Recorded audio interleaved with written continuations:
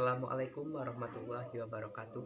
Perkenalkan, saya Hilman Hidayat dari kelas 12 MIPA 1, nomor presensi 17. Di sini saya akan bahas topik mengenai menggunakan masker dapat menyebabkan keracunan karbon dioksida. Nah, saat ini banyak beredar kabar bahwa menggunakan masker dapat menyebabkan pusing, pingsan, bahkan sampai keracunan karbon dioksida. Banyak yang beranggapan menggunakan masker dapat membuat karbon dioksida yang dihembuskan saat bernafas itu terperangkap di dalam masker dan menyebabkan kita menjadi pusing bahkan sampai pingsan. Nah, menurut Profesor Carroll, dia berpendapat bahwa bahan-bahan yang digunakan untuk membuat masker, entah itu masker dari buatan sendiri maupun buatan pabrik, itu semuanya terbuat dari bahan yang aman dan dapat ditembus oleh karbon dioksida dan gas oksigen.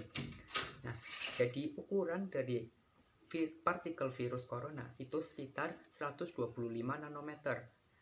Nah, dengan ukuran segitu, virus tidak dapat menembus masker dari luar atau saat kita bersin atau batuk, itu tidak akan menyebar ke orang lain. Nah, sedangkan ukuran dari gas karbon dioksida dan gas oksigen itu lebih kecil dari ukuran partikel virus. Jadi saat kita bernafas di dalam masker, gas karbon dioksida dan gas oksigen dapat keluar masuk melalui pori-pori masker.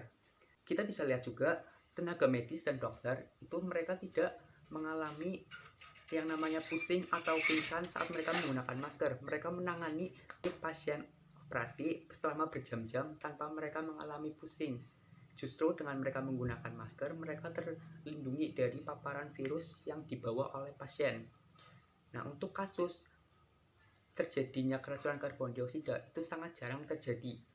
Terjadinya keracunan karbon dioksida itu disebabkan jika seseorang mengalami atau terpapar gas karbon dioksida dalam dosis yang tinggi. Jadi tidak cukup hanya jika dengan bernafas. Profesor Carroll menambahkan, kecuali jika Anda bernafas dengan kepala ditutup plastik. Anda tidak mungkin pingsan jika hanya bernafas menggunakan masker. Karena sejatinya masker itu untuk melindungi diri dari paparan virus. Karena jika kita bernafas dalam menggunakan masker, udara masih bisa keluar masuk melalui pori-pori masker. Nah, menurut pendapat saya, kita dianjurkan untuk menggunakan masker itu sangat tepat. Dan penggunaan masker sesuai protokol jalan itu sangat dianjurkan. Jika ada berita yang mengenai penggunaan masker itu dapat membahayakan kesehatan kita, cari dulu kebenarannya. Jadi kita tidak harus mempercayai berita yang sedang viral dan kita harus langsung percaya bahwa berita itu benar. Karena pada dasarnya menggunakan masker tidak menyebabkan keracunan karbon dioksida. Sekian dari saya. Wassalamualaikum warahmatullahi wabarakatuh.